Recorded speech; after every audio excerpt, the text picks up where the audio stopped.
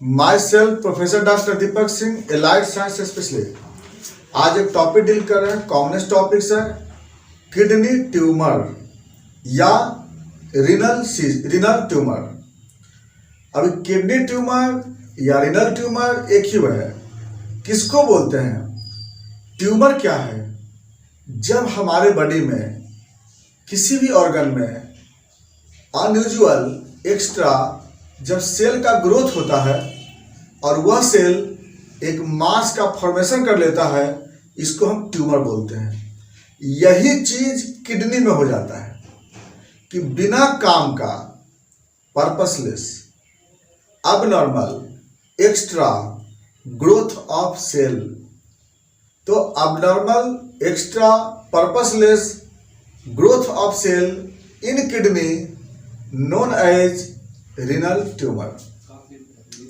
यानी किडनी में विदाउट किसी वर्क का अबनॉर्मल सेल का डिवीजन हो जाता है, एक्सेस सेल का डिवीजन हो जाता है और इसके कारण यह एक मास का फॉर्मेशन करता है। इसी को हम बोलते हैं रीनल ट्यूमर बोलते हैं या किडनी ट्यूमर बोलते हैं। चलिए, अब यहां तक तो बात है ट्यूमर के बारे में। तो जैसे कि हम लोग जानते हैं किडनी का स्ट्रक्चर हम लोग पढ़े भी हैं। जैसे ये किडनी का बाहरी लेयर है, ये तो हो गया इसका पेल्विस, यह पेल्विस, और यहाँ पे हो गया यूरेटर। तो इसके अंदर क्या रहता है? सिर्फ नेफ्रॉन होता है इसके अंदर, सिर्फ इसके अंदर नेफ्रॉन होता है ना। ये नेफ्रॉन लगभग एक किडनी में 13 लाख से लेके 15 लाख नेफ्रॉन होता है ना, एक किडनी में। दोनों तरफ अलग अलग फिर सेपरेट हो गए।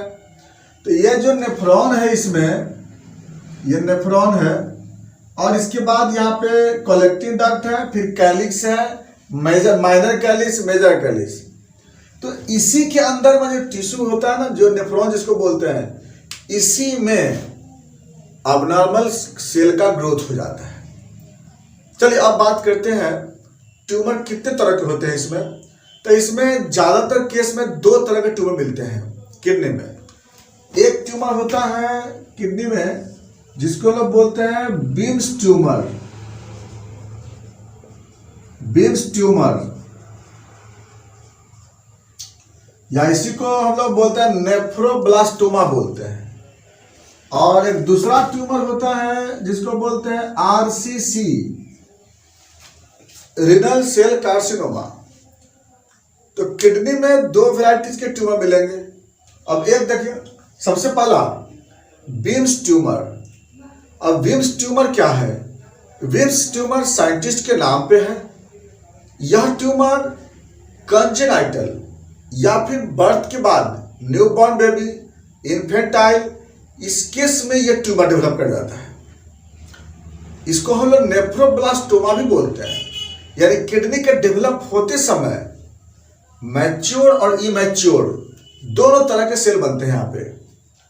तो ऐसा ट्यूमर जो कि चिल्ड्रन में होता है, कंजेनाइटल होता है, न्यूबॉर्न में होता है, ऐसे ट्यूमर जिसको हम लोग नेफ्रोब्लास्टोमा या बीम्स ट्यूमर बोलते हैं।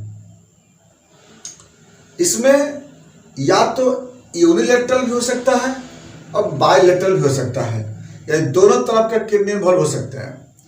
हाँ, इतना याद रखना होगा। One of the cancer which develop congenital and develop in newborn. यह ऐसा कैंसर होता है कि कंजेनाइटल ही मिलता है ये।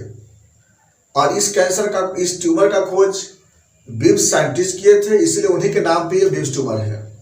और चूंकि यह किडनी के डेवलप होते समय होता है, इसको लोग नेफ्रोब्लास्टोमा बोलते हैं। यह एक जीन के म्यूटेशन से होता है और यह जीन म्यूटेशन 11 नंबर क्रोमोसोम पे होता है।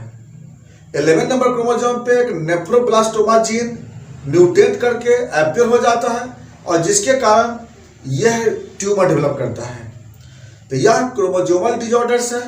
क्रोमोसोम में जीन जो होता है म्यूटेट कर जाता है, जिसकी वजह से उसका जीन का नाम नेफ्रोब्लास्टोमा जीन भी बोलते हैं। उसको हम बीम्स ट्यूमर जीन भी बोलते हैं, WT जीन। और इसी के कारण ये ट्यूमर डेवलप करता है। अब आते हैं बात number 2, renal cell carcinoma, RCC.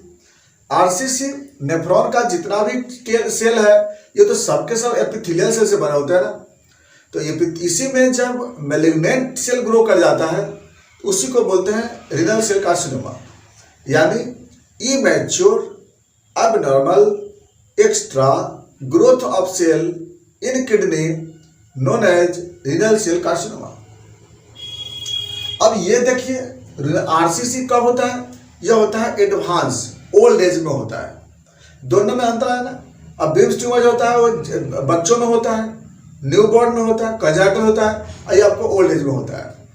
तो चलिए ये तो हो गया ओल्ड एज वाले कैंसर। इसका कारण क्या होता है, तो इसका तो एग्जैक्ट कॉज तो पता नहीं चलेगा कि किस वजह से हुआ है। मे बी कि कोई हेरिडिटी जीन मिल रहा हो, इसकी वजह से हो सकता है। ज़्यादातर केस में अगर डायलिसिस हो रही है बहुत पहले से तब भी ऐसा हो सकता है, पाइलोनेफ्राइटिस है तब भी ऐसा हो सकता है, रीनल ट्यूमर है तब भी हो सकता है। तो ज़्यादातर केस में कुछ ऐसे पॉसिबल फैक्टर होते हैं, स्मोकिंग, डायबिटीज मेलाइटस, ये सभी कुछ फैक्टर होते हैं जिसके कारण आरसीसी बन सकता है। अब बात करते हैं सिम्टम पे। रीनल ट्यूमर होगा तो क्या सिम्टम होगा। सबसे पहला कि ट्यूमर जिस साइड यूनिलेटरल है या बाइलेटरल है। अगर एक साइड होगा तो एक साइड में सिम्टम आएगा, दोनों तरफ होगा दोनों तरफ सिम्टम होगा। तो डिपेंड करता है कि इन्वॉल्वमेंट किस साइड में है ये। फिर भी क्या क्या हो सकता है इसमें। सबसे पहला रीनल एरिया में दर्द होगा, यानी रीनल एरिया कहाँ पे होता है, लंबर रीजन में। एब्डोमेन में जो लंबर रीजन होता है ना वहां पे पेन होता है। लंबर रीजन ये तो हो गया इसका एब्डोमेन का जो एरिया हो गया नहीं, तो इस एरिया में दर्द होता है। अगर यहाँ पे अगर बाई इन्वॉल्वमेंट अगर यहाँ होगा तो यहाँ पे दर्द होगा, इधर उधर डिपेंड करता है राइट और लेफ्ट किधर इन्वॉल्वमेंट है। इसके बाद नंबर 2, इसके यूरिन में प्रोटीन पास करेगा, यूरिन में ब्लड भी पास करता है जिसको हेमाचूरिया बोलते हैं। इसके साथ साथ यूरिन में कुछ मांस का टुकड़ा टिश्यू पीस भी यहाँ पर मिल सकते हैं। इसके बाद जो जहाँ पे ट्यूमर होगा जिस साइड में वहाँ पे एब्डोमेन में स्वेलिंग होगा, है ना।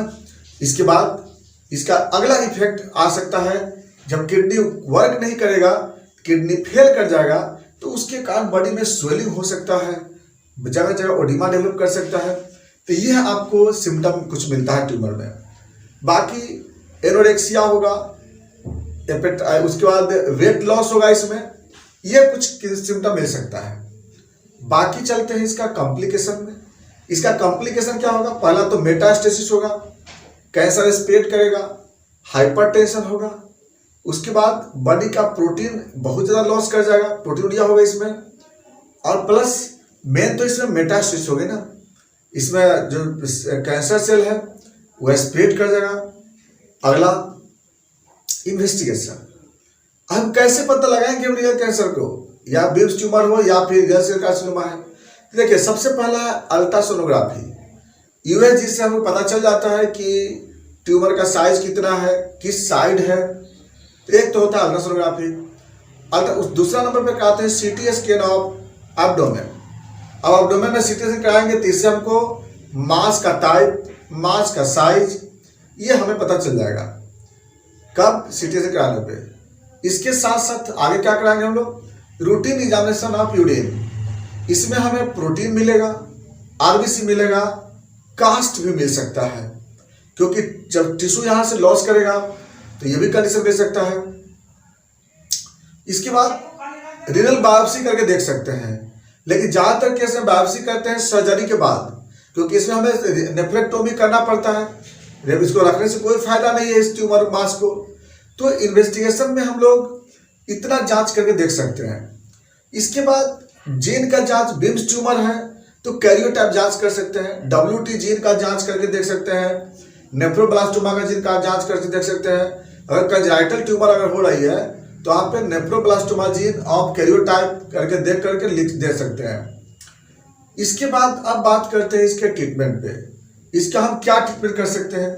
देखिए अगर बिम्स ट्यूमर है, अगर यूनिलेटरल है तो हम लोग उस किडनी को रिमूव कर देंगे, और अगर बाइलेटरल है तो रिमूव कर करके और हमें किडनी ट्रांसप्लांट करना होगा।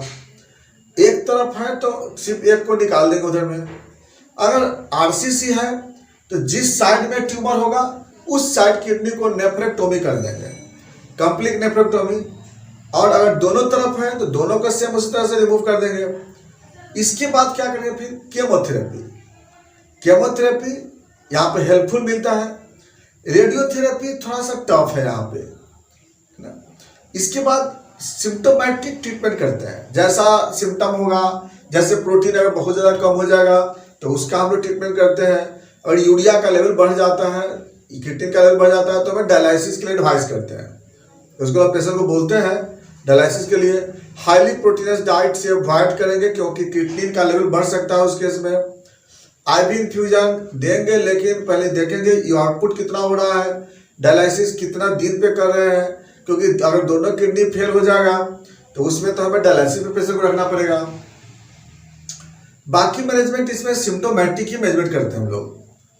नेक्स्ट अगला, इसके लिए कोई अगर मेडिसिन देना चाहें तो इसके लिए तो एग्जैक्ट कोई मेडिसिन है नहीं, इसके लिए मैनेजमेंट की सिर्फ दवा दे सकते हैं। बाकी कोई ऐसा नहीं कि हम इस बीमारी को मेडिसिन से छुड़ा सकते हैं। मेडिसिन से यह डिजीज तो नहीं जा सकता है, मेडिसिन से सिर्फ ये कर सकते हैं कि सिम्टोमेटिक इसका हम लोग ट्रीटमेंट कर सकते हैं। यूरिया बढ़ चुका है तो यूरिया को कम करने की कुछ दवा है, मेडिसिन वो दे सकते हैं। किडनी बढ़ा है तो उसकी दवा दे सकते हैं। इसीलिए हम लोग जैसे एल सीरम आता है दवा, होम्योपैथिक में है, उसके बाद इसमें हम लोग उसको चलाते हैं सुबह शाम या 3 बार भी दे सकते हैं। लाइकोपोडियम चलाते हैं, जिंजीफर देते हैं, कोनियम है या कार्सिनोसिन है। तो इस तरह से ये रीनल ट्यूमर है, इसमें अलग अलग तरह के मेडिसिन देते हैं। अगर बीम्स ट्यूमर है तो आप कॉस्ट कम देते हैं पेशेंट को। तो ये था आपका ट्यूमर। इसमें हम लोग दोनों ट्यूमर, जैसे बीम्स ट्यूमर में कभी कभी होता है कि ये बेनाइन स्टेज में लंबे समय तक रहते हैं, लेकिन यह बीम्स ट्यूमर जो होता है बहुत जल्दी ये कैंसर में कन्वर्ट कर जाता है। ज़्यादा केस में देखते हैं कि 6 महीने या 1 साल या 2 साल होते होते ये मैलिग्नेंट में कन्वर्ट हो जाता है। हाँ, कभी कभी ये क्या होता है लंबे समय तक ये बेनाइन ट्यूमर के स्टेज में मिल सकते हैं, लेकिन वही है डायग्नोसिस करना इसका पहले बहुत जरूरी है, क्योंकि इसका कॉम्प्लिकेशन इसमें ज़्यादा बढ़ते जाता है, क्योंकि किडनी फेल होता है ना इसमें। तो ये था आपका रीनल ट्यूमर, किडनी ट्यूमर। बाकी बातें चलेंगे फिर नेक्स्ट वीडियो में। Thanks for watching.